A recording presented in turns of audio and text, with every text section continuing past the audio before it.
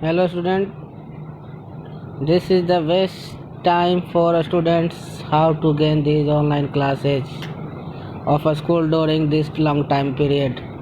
The school provide a suitable platform to learn and study online. That is your great opportunity for you. Now I am going to teach the topic of part third. Topic name is displacement reaction and subject is science.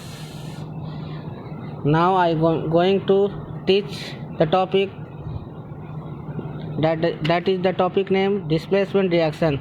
Displacement reaction is that type of reaction in which more reactive metal replaces the less reactive metal and form a compound.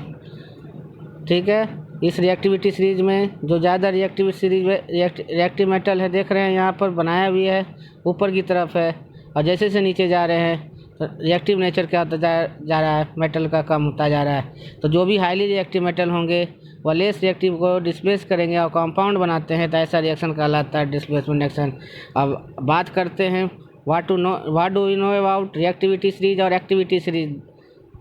A series ऐसा list जो represent कर रहा है metal को in decreasing order of their activity, मतलब घटते क्रम में किसके घटते क्रम में, रिएक्टिविटी नेचर के घटते क्रम में दर्शाया गया लिस्ट करके। तो ऐसा जो सीरीज होगा वह हमारा कहलाएगा रिएक्टिविटी सीरीज और एक्टिविटी सीरीज। जो भी मेटल जिसकी रिएक्टिविटी सीरीज ज़्यादा रिएक्टिव होगा वह ऊपर की तरफ होगा, ठीक है, वह डिस्प्लेस करेगा ऐसे मेटल जो नीचे होंगे। यदि बात करते हैं पोटासियम और सोडियम की, पोटासियम ज़्यादा हाईली रिएक्टिव है एज कम्पेयर टू सोडियम। इसके कारण पोटासियम क्या करेगा, जो लेस रिएक्टिव मेटल हैं जो उनके साथ लेस रिएक्टिव मेटल जो अपने साथ कंपाउंड बनाए हुए हैं तो वह उनको अलग कर क्या करेगा, अपने साथ कंपाउंड बना लेगा, ठीक है। अब बात करते हैं अगला जो आपका टॉपिक है। जैसे यहाँ देखिए कुछ एग्जाम्पल भी आपकी किताब में दिया हुआ है लेटेस्ट एक्सपेरिमेंट में। CuSO4 और Zn है, एक एग्जाम्पल देख रहे हैं। Cu लेस रिएक्टिव मेटल है और जिंक उससे ज़्यादा Cu जो है लेस रिएक्टिव मेटल है, जिंक जो है उससे ज़्यादा हाईली रिएक्टिव मेटल है। देख रहे हैं CuSO4 जो सॉल्यूशन बनाया हुआ था और जो हाईली रिएक्टिव मेटल था वह उसको रिप्लेस कर दिया अपने साथ, वह क्या किया, कंपाउंड का फॉर्मेशन किया, और जो लेस रिएक्टिव मेटल था Cu अलग हो गया, ठीक है। एक रिएक्शन के द्वारा हम आपको समझा दिए। दूसरा भी रिएक्शन दिया गया आपकी किताब में, CuSO4 हो गया और Fe हो गया। तो Fe is highly reactive metal as compared to copper, due to which iron displaces copper and form iron sulfate and copper, ठीक है। अब अगले तरफ बढ़ते हैं। अगली तरफ अब पढ़ना है आपको chemical property of non metal. तो इनमें पहले भी पढ़े थे केमिकल प्रॉपर्टी ऑफ मेटल में रिएक्शन विथ ऑक्सीजन। अब यहाँ पढ़ते हैं रिएक्शन विथ ऑक्सीजन का नॉन मेटल के साथ क्या बनाएगा। जो भी नॉन मेटल होता है ऑक्सीजन के साथ रिएक्शन करके न्यूट्रल ऑक्साइड और एसिडिक ऑक्साइड बनाते थे, लेकिन मेटल जो भी रिएक्शन करते थे तो वो मेटालिक ऑक्साइड और किसका फॉर्मेशन करते थे, बेसिक ऑक्साइड का। यहाँ जस्ट उल्टा याद करेंगे, जो भी नॉन मेटल होंगे वो रिएक्ट करेंगे ऑक्सीजन के साथ तो बनाएंगे कैसे ऑक्साइड, न्यूट्रल ऑक्साइड बनाए या एसिडिक ऑक्साइड बनाए। और जो एसिडिक ऑक्साइड जो बनेगा नॉन मेटल का, वो उसका नेचर जो होगा एसिडिक होगा। जब उसको हम लोग लिथमस पेपर पर गिराएंगे तो टर्न कर जाएगा ब्लू से किस में, रेड में, ठीक है। यहाँ एग्जाम्पल भी आपको दिया हुआ है। कार्बन नॉन मेटल है, ऑक्सीजन के साथ रिएक्शन किया, क्या बनाया, CO2। तो CO2 जो एक प्रकार का एसिडिक ऑक्साइड है, उसका नेचर कैसा है, एसिडिक है। वह उसका कलर क्या हुआ, ब्लू लिथमस से किस में बदल गया, रेड में। और भी बहुत सारे एग्जाम्पल दिए गए हैं। यदि फर्दर जो भी हमारे एसिडिक ऑक्साइड है फर्दर उसको वाटर में डिजोल्व कर देंगे तो जो बन जाएगा वह बन जाएगा एसिड, कोई भी हो। जैसे यहाँ CO2 था, ठीक है, CO2 को फर्दर इसको हम लोग यदि वाटर में डिजोल्व कर देंगे तो एसिड मिल जाएगा, ठीक है। जितने भी एसिडिक ऑक्साइड है यदि डिजोल्व कर दोगे वाटर में पुनः क्या प्राप्त हो जाएगा आपको, एसिड। या रिएक्शन के द्वारा सब में समझाया भी गया। अब आते हैं दूसरा जो है reaction with water. Non metal reaction करता है वाटर के साथ कि नहीं, तो इसके बारे में पढ़ना है। तो नॉन मेटल जो है do not react with water, water के साथ नहीं करते। But phosphorus is very reactive non metal. Phosphorus जो है उनमें से एक बहुत ही प्रभावशाली रिएक्टिव नॉन मेटल है। यदि उसको ओपन एयर में रख देंगे इट कैचेज फायर, उसके अंदर आसानी से आग लग जाएगा और कंबाइन कर जाएगा ऑक्सीजन के साथ, हवा से, ठीक है। रिएक्शन विथ बेस अपवाद थे ये जो बताया आपको कॉपर फॉस्फोरस के बारे में। और वह फॉस्फोरस में भी फॉस्फोरस बहुत प्रकार के होते हैं। वाइट फॉस्फोरस जो होता है ऐसा ही होता है, वह यदि kept in air open air में रख दोगे तो वह धीरे धीरे उसके अंदर क्या होगा, रूम टेम्परेचर पे अपने आप क्या होगा, कैच फायर, आसानी से आग लग जाती है। क्यों? क्योंकि वह ऐसे नॉन मेटल हैं जो हाईली रिएक्टिव नॉन मेटल हैं। ठीक है, बात करते हैं अगले नॉन मेटल जो बेस के साथ रिएक्शन करेगा तो क्या बनाएगा। नॉन मेटल जो भी बेस के साथ रिएक्शन करेगा तो बनेगा, ठीक है, रिएक्शन तो होगा, लेकिन रिएक्शन जब होगा तो जो फॉर्मेशन होगा कंपाउंड का वह बहुत ही जटिल होगा। ठीक है, अब बात करते हैं अगले टॉपिक की। नॉन मेटल यदि एसिड के साथ रिएक्शन करता है तो नॉन मेटल जब भी एसिड के साथ रिएक्शन करेगा तो क्या बनेगा, इसके बारे में देखते हैं। Non metal do not react with dilute acid. यदि नॉन अब बात करते हैं, देखिए यहाँ पर आपको दो चीज़ दिया हुआ, डाइल्यूट और कंसनट्रेटेड। डाइल्यूट और कंसनट्रेटेड का मतलब समझ लेते हैं पहले। डाइल्यूट का मतलब होता है जब मात्रा ज़्यादा होगा, मात्रा बहुत कम होगा तो उसको बोलेंगे डाइल्यूट। मतलब कंसंट्रेशन का मात्रा जब कम होगा, लेस होगा तो उसको बोलेंगे डाइल्यूट। जब कंसंट्रेशन का मात्रा ज़्यादा होगा तो उसको बोलेंगे कंसंट्रेटेड। ठीक है, मतलब अमाउंट जो मात्रा हुआ यदि कम है तो उसको बोलेंगे डाइल्यूट, मात्रा ज़्यादा होगा अमाउंट में तो उसको बोलेंगे कंसंट्रेटेड। तो नॉन मेटल जो भी हैं वह डाइल्यूट एसिड के साथ रिएक्शन नहीं करते। किसके साथ? कंसंट्रेटेड। कहीं भी एसिड के बगल में देखना कभी डाइल्यूट लिखा रहता है, कभी लिखा रहता है कंसंट्रेटेड। तो डाइल्यूट के साथ रिएक्शन नहीं करेंगे, कंसंट्रेटेड एसिड के साथ रिएक्शन करेंगे। क्या बनाएंगे, यहाँ देखिए सल्फर लेके बताया है कि सल्फर यदि मान लेते डाइल्यूट कंसंट्रेटेड एसिड के साथ रिएक्शन करेगा तो कंसंट्रेटेड एसिड के रूप में लिया हुआ है नाइट्रिक एसिड, तो क्या उत्पन्न कर रहा है, SO2 sulphur dioxide, NO2 nitrogen dioxide और वाटर फॉर्मेशन करेगा। समझ गए reaction with water non metal का। नॉन मेटल जो भी होंगे डाइल्यूट एसिड का रिएक्शन नहीं करेंगे किसके साथ, कंसंट्रेटेड एसिड का साथ। ठीक है, एग्जाम्पल के तौर पर यहाँ लिया है कंसंट्रेटेड एसिड में नाइट्रिक एसिड, ऐसे इसका नाम है, हाइड्रोजन नाइट्राइड भी नाम है। तो सल्फर जब हाइड्रोजन नाइट्राइड के साथ रिएक्शन करेगा तो सल्फर डाइऑक्साइड, नाइट्रोजन डाइऑक्साइड और वाटर का फॉर्मेशन करेगा।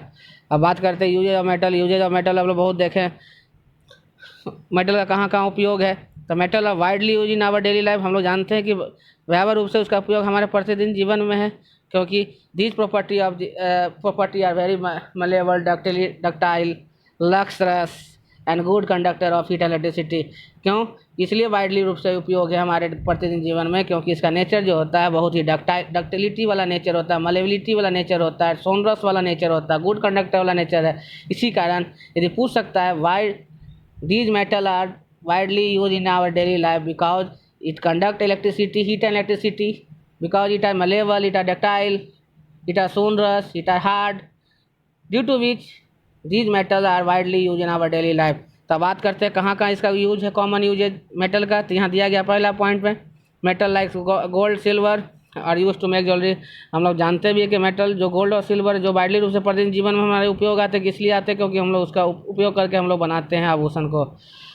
और भी मेटल हैं जिसका दिया गया एग्जाम्पल के रूप में कॉपर, एल्युमिनियम, इसलिए वाइडली रूप से प्रतिदिन जीवन में यूज है क्योंकि इसका हम उपयोग करके हम लोग क्या कर सकते हैं, कुकिंग वेसल्स को भी बनाते हैं, खाने के बर्तन को भी। तीसरा पॉइंट दिया हुआ है मेटल जैसे कॉपर, एल्युमिनियम है, इसका उपयोग करके हम इलेक्ट्रिकल और ट्रांसमिशन वायर केबल को बनाते हैं।